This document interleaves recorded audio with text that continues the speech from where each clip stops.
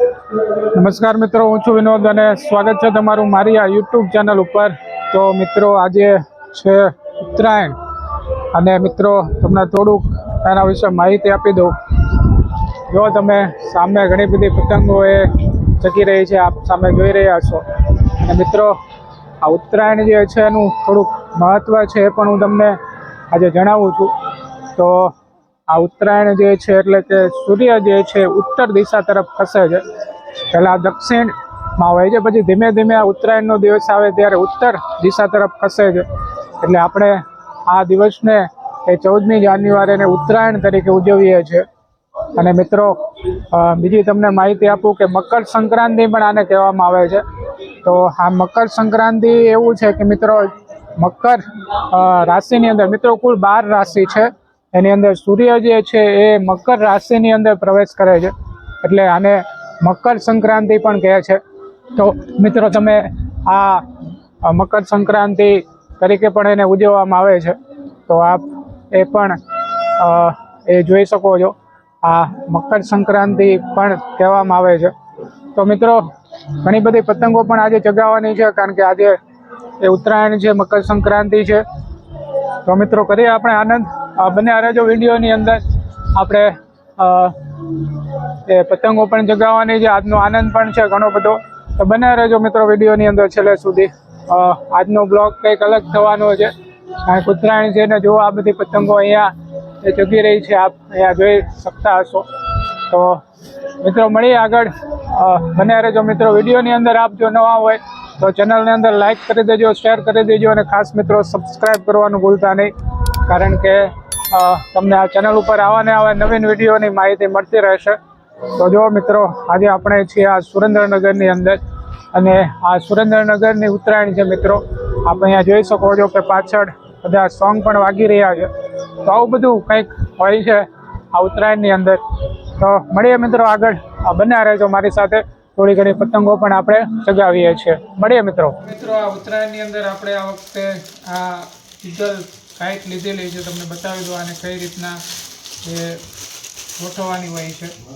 તો મિત્રો, આ રીતનું છે બાજ, અને એની અંદર તમને આ સળીઓ જોવા મળશે, એ પણ તમે જોઈ શકો છો। જો આવી એ સળી આવે છે, એ તમારે અહીંયા એ નાખી દેવાની છે। જો તમને બતાવી દઉં, અહીંયાથી તમે આમ નાખી દેશો એટલે અહીંયા ફિટ થઈ જશે। આ એક હૂક આપેલું છે, આ બાજુ પણ એક હૂક આપેલું છે, તમને બતાવી દઉં। જો અહીંયા એક હૂક અહીંયા છે, જો અહીંયા મિત્રો એક હૂક અહીંયા છે, અને બીજું અહીંયા છે। તો આ રીતના તમે બંને સાઈડ હૂક લગાવી દેશો એટલે તમારી આ પતંગ તૈયાર થઈ જશે। જો અહીંયાથી આ હૂક છે, અને આ બાજુ લગાવી દેવાનું છે। જો આપણે લગાવી દઈએ છીએ, આ બંનેનું હૂક છે મિત્રો।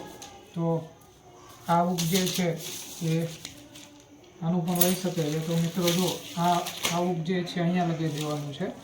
તો તમને બીજું બતાવી દઉં છું, આ હૂક જે છે અહીંયા આપ લગાવી દેશો એટલે થઈ જાય છે આ તૈયાર। જો મિત્રો, આ રીતની આખી પતંગ તૈયાર થઈ જાય છે, આપ જોઈ શકો છો। જો આ રીતના આખી પતંગ એ તૈયાર થઈ જશે, અને પાછળથી આવી લગશે, અને આ રીતના સરસ મજાની આ ઉડે છે આમ। જો સરસ મજાનું આ રીતના થશે। આપણે બીજી પણ એક પતંગ લીધી છે મિત્રો, જો એ પણ તમને બતાવી દઉં છું। આનું નામ છે બાર્બી ડોલ કાઇટ।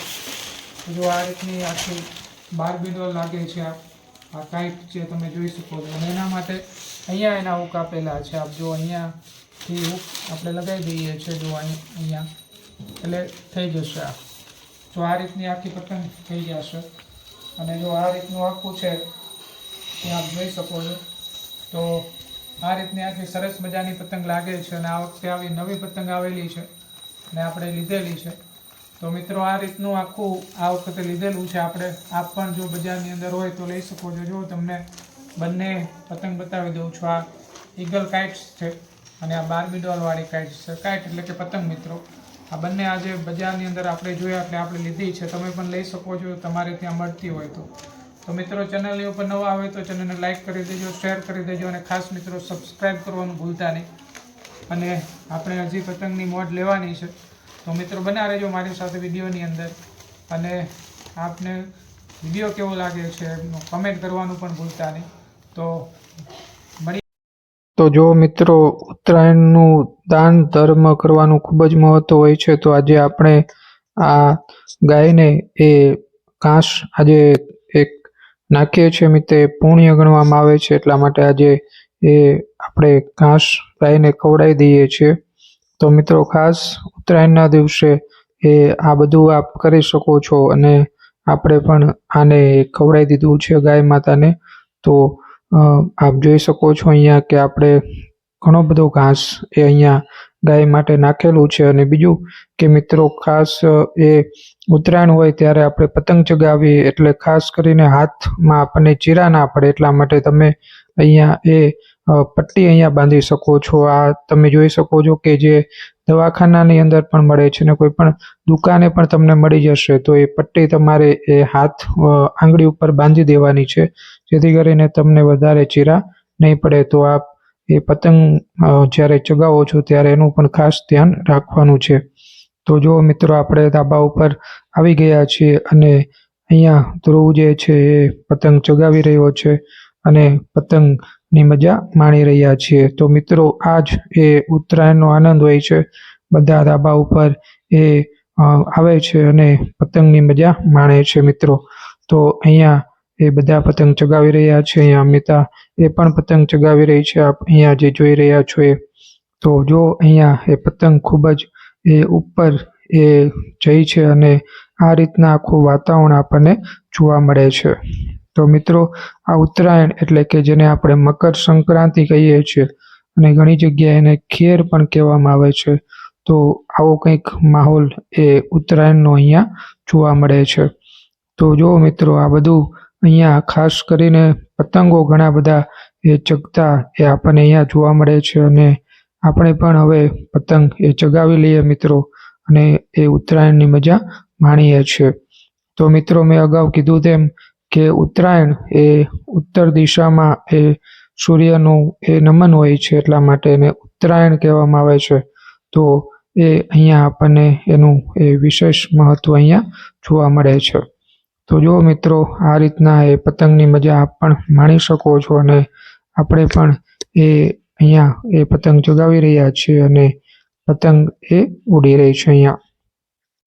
તો મિત્રો ખાસ આપ ચેનલ ઉપર જો નવા હોય તો ચેનલને લાઈક કરી દેજો, શેર કરી દેજો અને ખાસ મિત્રો તો અહીંયા જો આપણે એ વગાડવા માટે થઈને પીપોડા પણ લીધા છે. તો અહીંયા તમે જોઈ શકો છો કે આ પીપોડા પણ સરસ મજાના એ વાગી રહ્યા છે અને એનાથી જ્યારે પતંગ આપણે કાપીએ ત્યારે આ એ વગાડવામાં આવે છે. તો એ પણ આપ અહીંયા જોઈ શકો છો અને આવું એક મોરું પણ લીધેલું છે. તો એ પણ ખાસ નાના બાળકો માટે એ આનંદ કરી શકે એટલા માટે થઈને આવું બધું એ ઉત્તરાયણની અંદર આપણને જોવા મળે છે. તો જો મિત્રો એ પતંગ સરસ મજાના અહીંયા ચગેલા આપણને જોવા મળે છે અને આપ એ અહીંયા જોઈ શકો છો. તો મિત્રો ખાસ ચેનલ ઉપર જો નવા હોય અને જો અહીંયા આપણે બાજુમાં જ એ ટ્રેન પસાર થાય છે મિત્રો, પાટા આપણી નજીકમાં જ છે, એટલા માટે આપ અહીંયા ટ્રેન પણ જોઈ શકો છો કે આ ટ્રેન એ જઈ રહી છે. તો ઉપરથી આપણે એનો વ્યૂ લીધેલો છે મિત્રો. આખી ટ્રેન અહીંયા તમને બતાવવાનો પ્રયત્ન મેં કરેલો છે. તો ખાસ એ પણ આપ અહીંયાથી જોઈ શકો છો મિત્રો.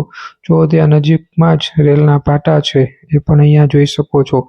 અને ખાસ જો અહીંયા સૂર્યનો અસ્ત છે એટલે કે હવે સાંજ પડી ગઈ છે એટલે સરસ મજાનું જે વાતાવરણ જે છે અહીંયા એ જોવા મળે છે અને પતંગો પણ સરસ મજાના એ ચગી રહેલા જોવા મળે છે. તો મિત્રો ફરી એક વખત આપ જો ચેનલ ઉપર નવા હોય તો ચેનલને લાઈક કરી દેજો, શેર કરી દેજો અને ખાસ મિત્રો સબસ્ક્રાઈબ કરવાનું ભૂલતા નહીં અને મિત્રો કોમેન્ટ કરવાનું પણ ભૂલતા નહીં કે આપને વિડીયો કેવો લાગ્યો છે એ પણ આપ એ જરૂરથી જણાવજો મિત્રો.